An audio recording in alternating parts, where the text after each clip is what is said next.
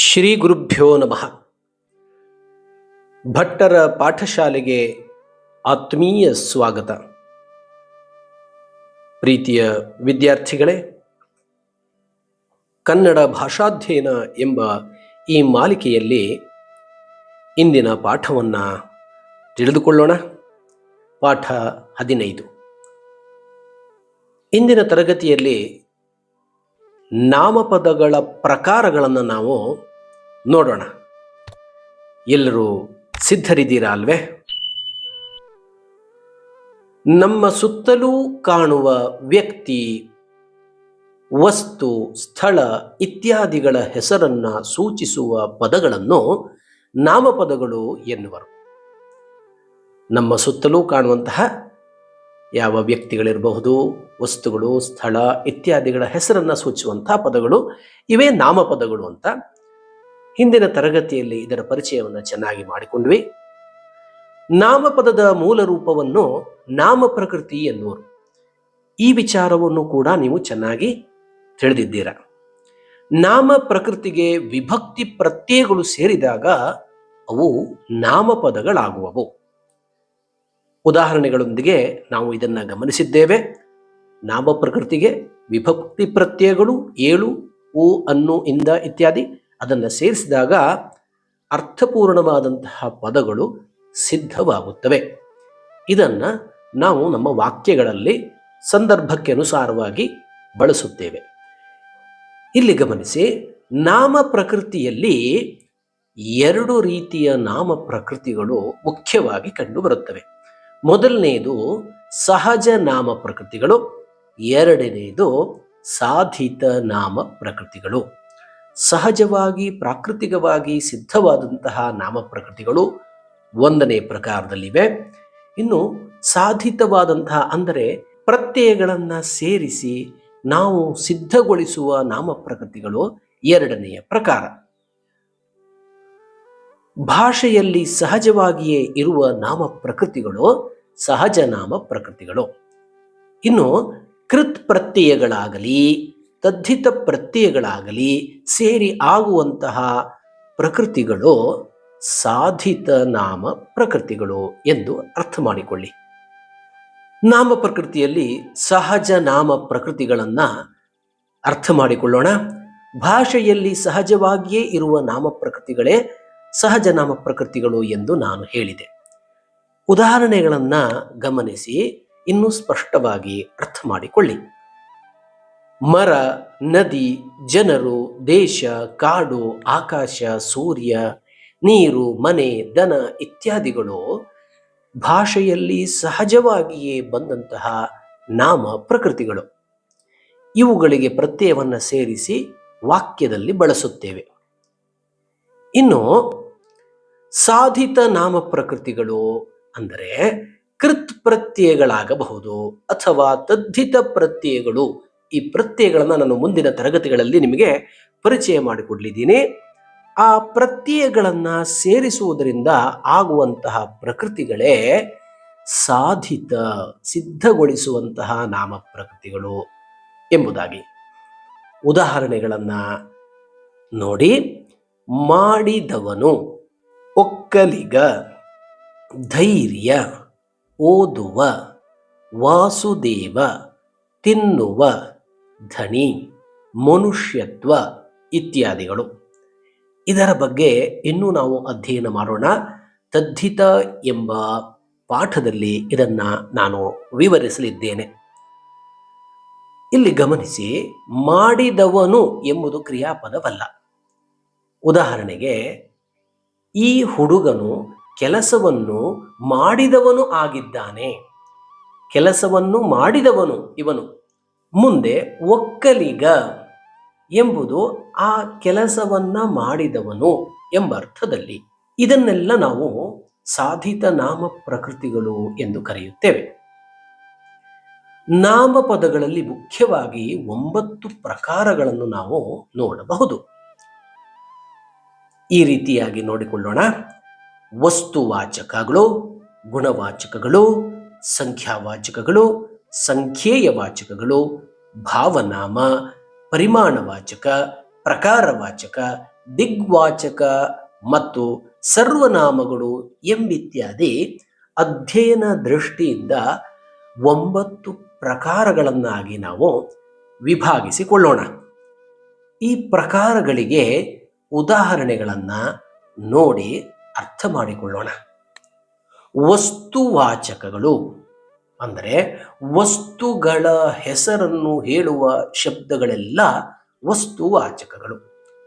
ಉದಾಹರಣೆಗೆ ಮನುಷ್ಯ, ಹೆಂಗಸು, ಬಸವ, ರಾಮ, ಸೀತೆ, ನಾಯಿ, ನರಿ, ಕಲ್ಲು, ಮಣ್ಣು, ನೆಲ, ಜಲ, ಎಲೆ, ಹೂ, ಹಣ್ಣು, ಕಾಯಿ, ಬೆಟ್ಟ, ಅಡವಿ, ಕಾಲು, ಕೈ, ಪುಸ್ತಕ ಇತ್ಯಾದಿ. ಇನ್ನು ಸಾಕಷ್ಟು ಉದಾಹರಣೆಗಳನ್ನು ನೀವು ಅರ್ಥ ಮಾಡಿಕೊಳ್ಳಬಹುದು. ಈ ವಸ್ತುವಾಚಕಗಳಲ್ಲಿ 3 ವಿಭಾಗ ಮಾಡಬಹುದು. ಅವು ರೂಢನಾಮ, ಅಂಕಿತನಾಮ ಮತ್ತು ಅನ್ವರ್ಥನಾಮ ಎಂಬುದಾಗಿ. ಈ ವಿಚಾರವನ್ನು ಸ್ವಲ್ಪ ಮಟ್ಟಿಗೆ ನಿಮಗೆ ನಾನು ತಿಳಿಸಿದ್ದೇನೆ. ಇನ್ನು ಗುಣವಾಚಕಗಳು ವಸ್ತುಗಳ ಗುಣ, ರೀತಿ, ಸ್ವಭಾವಗಳನ್ನು ತಿಳಿಸುವ ವಿಶೇಷಣಗಳೆಲ್ಲ ಗುಣವಾಚಕಗಳೆನಿಸುವವು. ಅಂದರೆ ಯಾವುದೋ ಒಂದು ವಸ್ತುವನ್ನು ನಾವು ವಿಶಿಷ್ಟ ರೂಪದಲ್ಲಿ ವರ್ಣಿಸುತ್ತಿರುವಾಗ ಅದನ್ನು ವಿಶೇಷಣವಾಗಿ ಬಳಸುತ್ತೇವೆ. ಈ ವಿಶೇಷಣಗಳೆಲ್ಲವೂ ಕೂಡ ಸಾಮಾನ್ಯ ನಾಮಪದವನ್ನು ಇನ್ನೂ ಹೆಚ್ಚು ಗುಣವತ್ತರವಾಗಿ ಮಾಡುವಂಥವು. ಇವುಗಳನ್ನು ಗುಣವಾಚಕಗಳು ಎಂದು ಕರೆಯುತ್ತೇವೆ. ಉದಾಹರಣೆಗೆ ದೊಡ್ಡ, ಚಿಕ್ಕ, ಕಿರಿಯ, ಹಿರಿಯ, ಒಳ್ಳೆಯ, ಬಿಳಿಯ, ಕರಿಯ, ಹೊಸ, ಹಳೆಯ ಇತ್ಯಾದಿ. ಇವೆಲ್ಲ ವಿಶೇಷಣ ಪದಗಳು. ಇವುಗಳನ್ನೇ ನಾವು ಗುಣವಾಚಕಗಳು ಎಂದು ಕರೆಯುತ್ತೇವೆ. ಮುಂದಿನ ಪ್ರಕಾರವನ್ನು ಗಮನಿಸಿ. ಸಂಖ್ಯಾವಾಚಕಗಳು. ಹೆಸರೇ ಹೇಳುವಂತೆ ಸಂಖ್ಯೆಯನ್ನ ಹೇಳುವ ಶಬ್ದಗಳೆಲ್ಲ ಸಂಖ್ಯಾವಾಚಕಗಳಾಗಿವೆ. ಉದಾಹರಣೆಗೆ 1, 2, 3, 100, 1000, ಲಕ್ಷ ಮೊದಲಾದಂಥವುಗಳು. ಇವೆಲ್ಲ ವಸ್ತುಗಳ ಅಥವಾ ಪ್ರಾಣಿಗಳ, ಪಕ್ಷಿಗಳ ಸಂಖ್ಯೆಗಳನ್ನು ಹೇಳುವಂತಹ ಶಬ್ದಗಳು. ಇವುಗಳೇ ಸಂಖ್ಯಾವಾಚಕಗಳು. ಮುಂದಿನ ಪ್ರಕಾರ ಸಂಖ್ಯೇಯ ವಾಚಕಗಳು. ಅಂದರೆ ಸಂಖ್ಯೆಯಿಂದ ಕೂಡಿದ ವಸ್ತುಗಳನ್ನು ಹೇಳುವ ಶಬ್ದಗಳೆಲ್ಲ ಸಂಖ್ಯೇಯ ವಾಚಕಗಳೆನಿಸುವವು. ಉದಾಹರಣೆಗೆ ಗಮನಿಸಿ, ಇಲ್ಲಿ ಇವುಗಳನ್ನು ಕ್ರಮವಾಚಕಗಳು ಎಂದು ಕೂಡ ನಾವು ಕರೆಯುತ್ತೇವೆ. ಅಂದರೆ ಆ ವಸ್ತುಗಳು ಯಾವ ಕ್ರಮದಲ್ಲಿ ಇವೆ, ಯಾವ ಸ್ಥಾನದಲ್ಲಿ ಇವೆ ಎಂಬುದನ್ನು ಸೂಚಿಸುವಂಥವು. ಉದಾಹರಣೆಗೆ 3ನೇಯ, 5ನೇಯ, 6ನೇಯ, 5, 2, 3 ಇತ್ಯಾದಿಗಳು. ಇವು ಸಂಖ್ಯೇಯ ವಾಚಕಗಳು. ಸಂಖ್ಯಾವಾಚಕಗಳಿಗೂ ಸಂಖ್ಯೇಯ ವಾಚಕಗಳಿಗೂ ಇರುವಂತಹ ವ್ಯತ್ಯಾಸವನ್ನು ದಯವಿಟ್ಟು ಚೆನ್ನಾಗಿ ತಿಳಿದುಕೊಳ್ಳಿ. ಇನ್ನು ಮುಂದಿನ ವಿಭಾಗ ಭಾವವಾಚಕಗಳು. ವಸ್ತುಗಳ ಹಾಗೂ ಕ್ರಿಯೆಯ ಭಾವವನ್ನು ತಿಳಿಸುವ ಶಬ್ದಗಳು ಭಾವವಾಚಕಗಳೆನಿಸುವವು. ಅಂದರೆ ವಸ್ತುಗಳ ಕ್ರಿಯೆಯನ್ನ ನಮಗೆ ಅಥವಾ ಕ್ರಿಯೆಯ ಭಾವವನ್ನು ತಿಳಿಸುವಂತಹ ಪದಗಳು. ಉದಾಹರಣೆಗೆ ಬಿಳುಪು, ಕಪ್ಪು, ಹಿರಿಮೆ, ನೋಟ, ಮಾಟ, ಕೂಟ ಮೊದಲಾದವುಗಳು. ಇವು ಆ ಭಾವನೆಯನ್ನ ತಿಳಿಸುವಂತಹ ಪದಗಳು.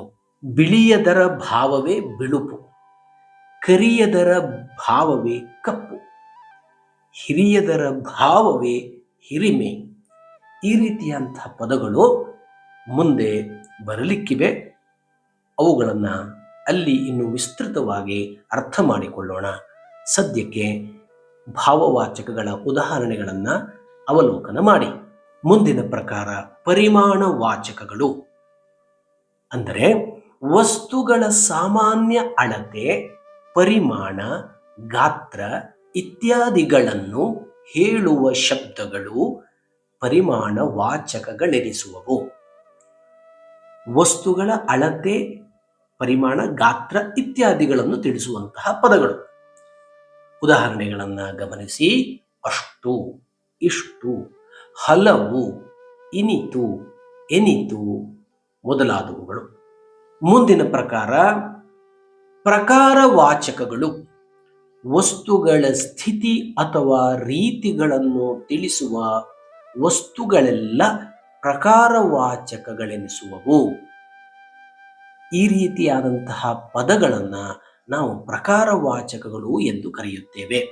ಅಂದರೆ ವಸ್ತುಗಳ ಸ್ಥಿತಿಯನ್ನ ಅಥವಾ ಅವುಗಳ ರೀತಿಯನ್ನ ತಿಳಿಸುವಂಥವು ಇವು.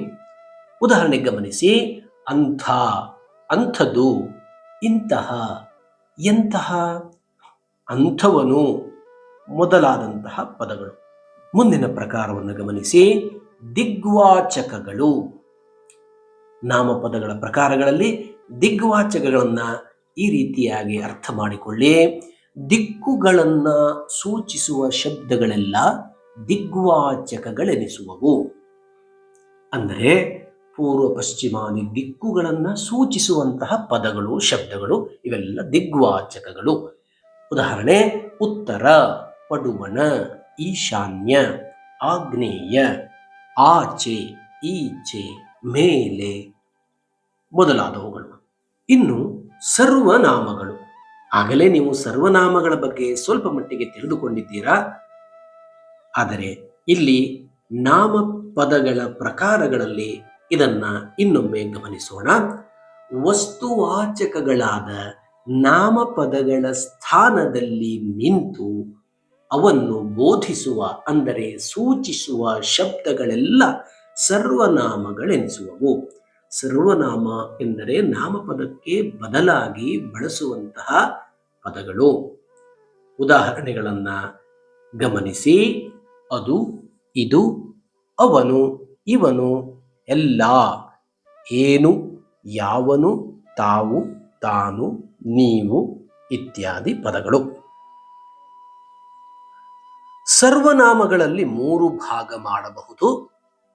ಮೊದಲನೆಯದು ಪುರುಷಾರ್ಥಕ ಸರ್ವನಾಮಗಳು, ಎರಡನೆಯದು ಪ್ರಶ್ನಾರ್ಥಕ ಸರ್ವನಾಮಗಳು, ಮೂರನೆಯದು ಆತ್ಮಾರ್ಥಕ ಸರ್ವನಾಮಗಳು ಎಂಬುದಾಗಿ. ಮೊದಲನೆಯದನ್ನು ಗಮನಿಸೋಣ. ಪುರುಷಾರ್ಥಕ ಸರ್ವನಾಮಗಳು. 3 ಪುರುಷಗಳಲ್ಲಿರುವ ಸರ್ವನಾಮಗಳು ಪುರುಷಾರ್ಥಕ ಸರ್ವನಾಮಗಳೆನಿಸುವವು. ಉದಾಹರಣೆಗೆ ಪ್ರಥಮ ಪುರುಷದಲ್ಲಿ ಕರ್ತೃಪದವಾಗಿ ಬಳಸುವಂತಹ ಸರ್ವನಾಮಗಳು ಅದು, ಅವನು, ಅವಳು, ಅವು, ಅವರು. ಇನ್ನು ಮಧ್ಯಮ ಪುರುಷದ ಕ್ರಿಯಾಪದದೊಂದಿಗೆ ಕರ್ತೃಪದವಾಗಿ ಬಳಸಬಹುದಾದಂತಹ ಪುರುಷಾರ್ಥಕ ಸರ್ವನಾಮಗಳು ನೀನು ಮತ್ತು ನೀವು. ಇನ್ನು ಉತ್ತಮ ಪುರುಷಾರ್ಥಕ ಸರ್ವನಾಮಗಳೆಂದರೆ ನಾನು, ನಾವು. ಈ ಪದಗಳನ್ನು ಉತ್ತಮ ಪುರುಷ ಕ್ರಿಯಾಪದದೊಂದಿಗೆ ಕರ್ತೃಪದವಾಗಿ ನಾವು ಬಳಸುತ್ತೇವೆ. ಇನ್ನು ಪ್ರಶ್ನಾರ್ಥಕ ಸರ್ವನಾಮಗಳನ್ನು ಗಮನಿಸೋಣ. ಪ್ರಶ್ನೆಗಳನ್ನು ಕೇಳಲು ಬಳಸುವ ಸರ್ವನಾಮಗಳು ಪ್ರಶ್ನಾರ್ಥಕ ಸರ್ವನಾಮಗಳು.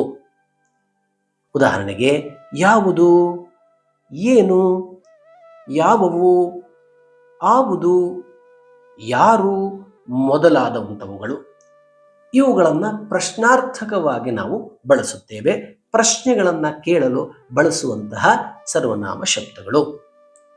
ಮೂರನೆಯ ಪ್ರಕಾರ ತಾನು, ತಾವು ಮೊದಲಾದವುಗಳನ್ನು ಆತ್ಮಾರ್ಥಕ ಸರ್ವನಾಮಗಳೆನ್ನುವರು.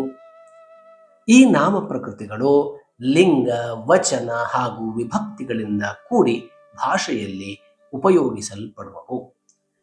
ಉದಾಹರಣೆಗೆ ಆ ಹುಡುಗನು ತಾನು ಈ ರೀತಿಯಾಗಿ ಯೋಚಿಸಿದನು, ತಾವು ಹೀಗೆ ಇರಬೇಕೆಂದು ಅವರು ಯೋಚಿಸಿದರು. ಇವೆಲ್ಲವೂ ಕೂಡ ಆತ್ಮಾರ್ಥಕವಾದಂತಹ ಸರ್ವನಾಮಗಳೆನಿಸುತ್ತವೆ.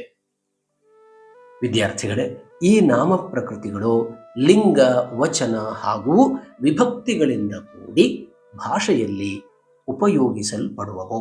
ಪ್ರಿಯ ವಿದ್ಯಾರ್ಥಿಗಳೇ, ಇಂದಿನ ಪಾಠದಲ್ಲಿ ನೀವು ನಾಮಪದದ ಪ್ರಕಾರಗಳನ್ನು ತಿಳಿದುಕೊಂಡಿರಿ.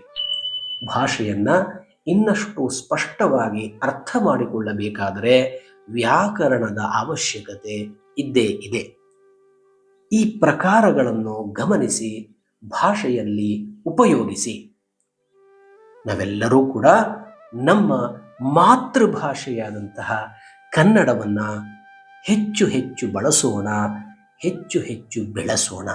ನಮ್ಮೆಲ್ಲರಿಗೂ ಆಶ್ರಯವನ್ನು ಕೊಡುವಂತಹ ಕನ್ನಡ ಭಾಷೆ, ಕನ್ನಡ ಮಾತೆ ಯಾವಾಗಲೂ ಕೂಡ ಬೆಳಗಲಿ ಎಂದು ಬಯಸೋಣ. ಧನ್ಯವಾದಗಳು. ಮುಂದಿನ ಪಾಠದೊಂದಿಗೆ ನಿಮ್ಮ ಮುಂದಿರುತ್ತೇನೆ. ನಮಸ್ಕಾರ.